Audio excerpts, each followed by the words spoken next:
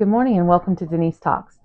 Today I have got so much to do and I need to do a video. So I am going to have you follow along with me on something that I had to do anyway, and that is making bread.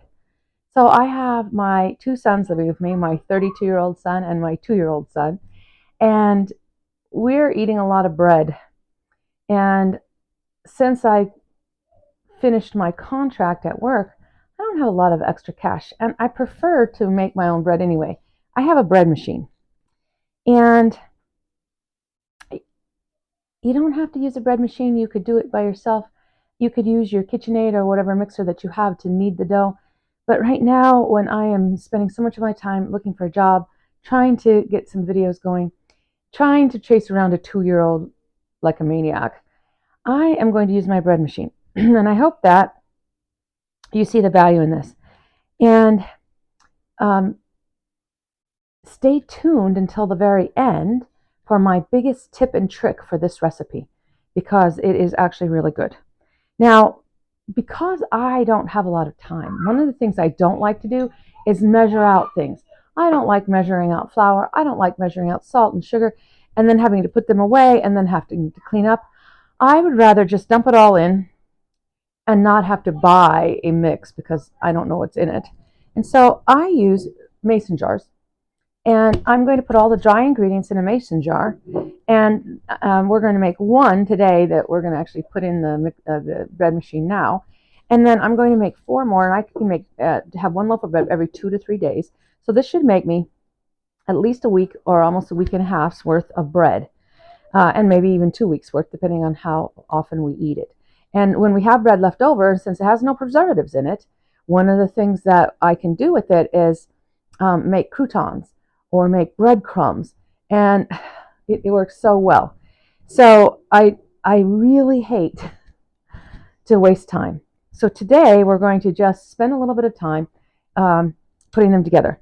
Now, one of the things you have to pay attention to on your recipe, if you're using a bread machine, is whether your recipe has the liquid ingredients at the bottom of the bread machine bin or the top. And in this bread machine particularly, they want the wet ingredients at the bottom. But we're not going to put the wet ingredients in our mason jars. So I already put my water and my butter in this bin already, and we're just going to put the dry ingredients in. And I'm going to show you how easy this is. So we need, the next thing we have on our list here is salt. And by the way, my kitchen will get cleaner as we go, but I have to tell you, this is reality. That's where my fruit is. We're just going to have to deal with it. So I actually really like the idea of having my place be a little bit cleaner because I'm worried about what people see in the background. So I need 1 teaspoon of salt. And here's what I'm going to do. I'm going to put it in my regular bin, and then I'm going to put it in each one. So every time I put in a different ingredient, I'm just going to put it in another one of these jars. And you will be hearing my sweet little boy Eli in the background here. He's playing with his sweet, wonderful Grammy K babysitter, and he loves her. She is amazing. So now I've got the salt in there, okay? And now we need the sugar, and it says 3.5 tablespoons of sugar. So I'm going to bring the sugar over, and we're going to put 3.5. So 1, 2, 3. And I'm going to put 1, 2, 3. I'm just going to go over. By the way, if you have one of these things, it's really great. I'll show you a little bit more about it when we put the flour in it. 3. It really helps keep your table a little bit cleaner, and especially if you were loading these in. 1. Now I have to start over again because I miss it. Okay, Eli, stop playing with that right now, please. Thank you. Unplug it, Grammy K. That's the doorbell, which he loves to play with. Thank you for your patience. 1, 2, 3. And you're going to see here, in the same amount of time that it would normally take us to make 1, we're going to make 5 different loaves of bread. 2, 3. 1, 2, 3. And what I like about this is that I do not have to worry about, and I'm going to put 1/2 tablespoon more into each one of them. I don't have to worry about cleaning this up every time. 1. I'm only going to be cleaning it up once because, you know, you spill things on there. Okay, and there's my 1/2. So now my sugar is done. Yay. And now the next thing on the list is bread flour. And it says okay, yes. Okay, so I'm making the 2-pound loaf. This thing gets pretty high when I make a 2-pound loaf, but I'm going to try it anyway and see on this one. I may want to reduce it the next time I do it. And it's just going to be a matter of testing it out and seeing what best works for you. So I'm going to put in my sugar. Oh, we did my sugar, now my bread flour. Now here's the thing. I'm using my scale here, and I'm going to be using grams. I'm going to zero that out. And we are going to just zero it out in between each one of these. So I'm going to be using the scale to tell me how many grams of this that we're using, and we need 455 grams. So right now this says 0. And I don't even need to worry about it. I'm just going to put this in here until it says 455-ish. Okay, it's at 343. So now we'll just be a little bit more careful. 440, 452, 457. Okay, good. So now that has the flour in it. And now I'm going to do that same thing to put the flour in the rest of my mason jars. So now I'm going to zero it out. And 455. Now, one of the things you're going to make sure of is that you're going to have enough space in your jars to do this. Now, we should have exactly enough space. You might have to actually tamp it down a little bit, but I'm not too worried about the space on this right now. So that's 300 and something real quick here, and see how it easy is just to tap that down. Not a lot of spilling at all. And there we go. Now, I still have to get powdered milk inside of this. And so what I'm going to do is I'm just going to tap it down a little bit. Just by tapping it. And I created a good inch of headspace. So one of the things I do have to do is zero it out in between. And then I don't have to wipe it off. But let's do it again. So bread flour, 455. Okay, let's do it again. Now, what I love about this is that I only have to clean once. I only have to measure once. I only have to get everything out once. And that is just my favorite part of this. You know, that says 768 grams. So I obviously didn't zero that out. So what we're going to do is put this one on here. It should be the exact same weight. Zero it. And then put this one back on here. So it's very forgiving if you actually are weighing it. So I'm going to zero it out. And by the way, they were the same weight. Oh, shoot. So let's zero this out again with this on it. Zero it. And when I weigh this, it'll tell me how much flour I have. So 114 grams. Okay. And if they don't turn out, then I need to stop talking when I'm doing it. But that's all you do. You just measure them all in, and we are almost finished. We only have milk powder and yeast to put in here. All right, we need 455, and we're at 430. And that's a little bit too much, and I can take just a little out. 460. Okay, so that's all it takes. Okay, perfect, 455. And then I'm going to tap it down. And this time I'm going to remember to weigh it and zero it out before. Okay, good. It's zero. Let's try it again. By the way, what is so perfect about that is when I put that on here, it went to zero automatically. So I know that I'm doing okay on the weight. So there are, as we told you at the beginning, there's a couple of things that we could really use. And this is a really great tool. I'm going to show you another one here when we seal these, because I am going to seal these jars. Because I expect that I'm going to be using them over the next 3 weeks. But they still be nice not to have anything yucky in them, growing or anything. It's best to have them airtight. And if I wanted to, I could actually leave them on the shelf for quite a while. There's 368. They recommend 3 to 6 months, which is a huge differential. There's Eli throwing things at me because I'm not paying attention to him. But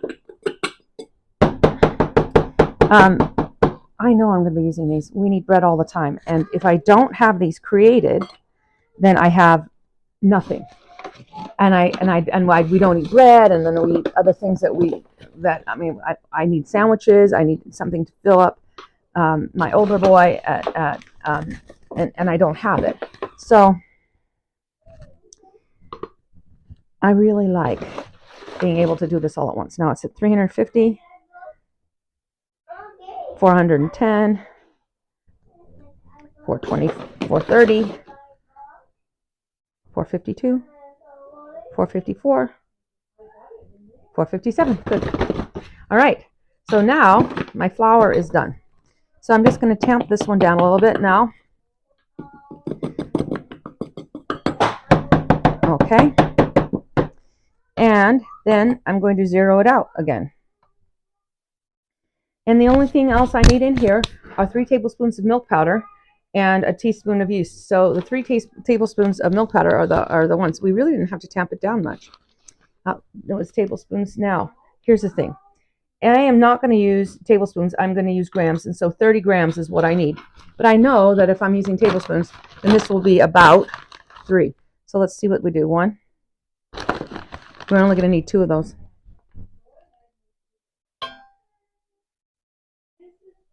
Yep, there we go. So there we go. And the only thing that needs to fit in there is yeast. So we're almost done. So I'm going to try it again. I'm going to do 2 heaping teaspoons there, no, tablespoons. That's 18 grams right there. This one is 29. I'm just going to put a little bit more. I think the milk really makes it good. We're at 30. We're good on that one. Then, and I got to remember to do it on that last one last. Here we go. 15, 20, 30. Good. And then finally this other one, and then we'll do the original. Oh, my microphone just fell. I'm going to turn around and move my microphone. Just a minute. This is going to be really great, huh? So I'm going to actually put it outside of my shirt so that it doesn't fall again. Okay, good. You tell me how the sound was. Put it in a comment below. How did that sound? Well, how does that sound working for us? All right, so let's get in some milk here.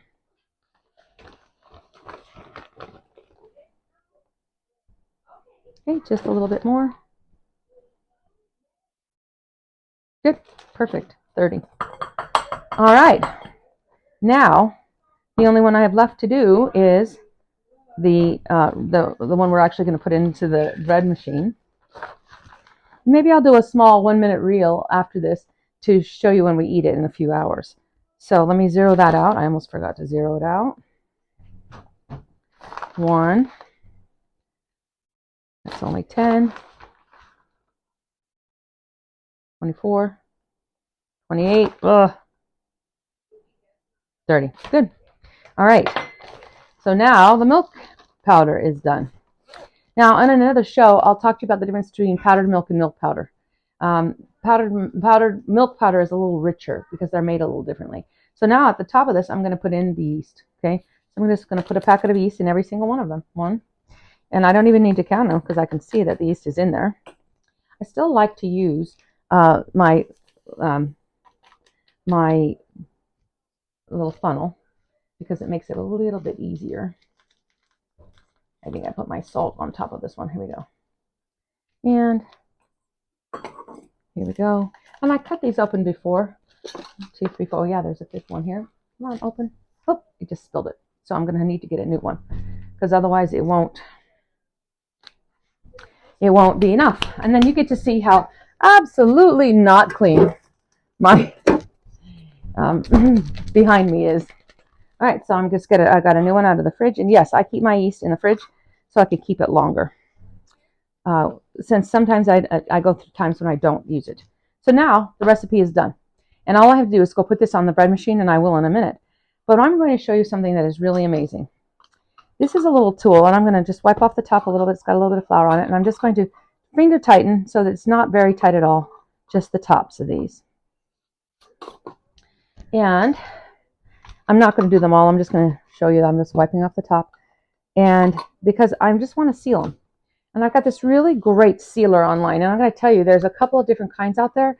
The kinds that you have to use their lid and the kind that you can use your own lid. You just put it on here. and you press it down, and in about 15 seconds, it has taken all the air out and it's sealed. And then I can take the screw lid off if I want to. I'm going to keep it on there because for us, I need something to grip it, and I know I'm going to be using these again here in just a few days, in fact, if in a week. So that's all it took. And sure, it took me 15 minutes because I'm making this video for you, but if I were doing this without doing a video, it wouldn't take me much time at all. Now, that sealed that. It totally sealed that. This is great. It is airtight, and I am not going to have to worry about air getting in it. Oh, that one just came off. Okay, so if it does happen that happens, it's because you've got flour on the outside of it, so I will try it again. But I know it does work if I have it cleared off. A lot of people use a wet rag, and I want to be careful when I'm using wet things because I don't want to get anything wet inside there. So just be careful when you're doing that. So this is a really great tool. It costs about $15 to $20 on Amazon. There are different brands. You choose the one that looks good. On another video, I'll talk to you about the Amazon Vine program that I belong to, and I get sent different items that I pay tax on for reviews. And I've reviewed about 3 of these, and there are 2 of them that I really like, and one of them I don't. This one is my favorite.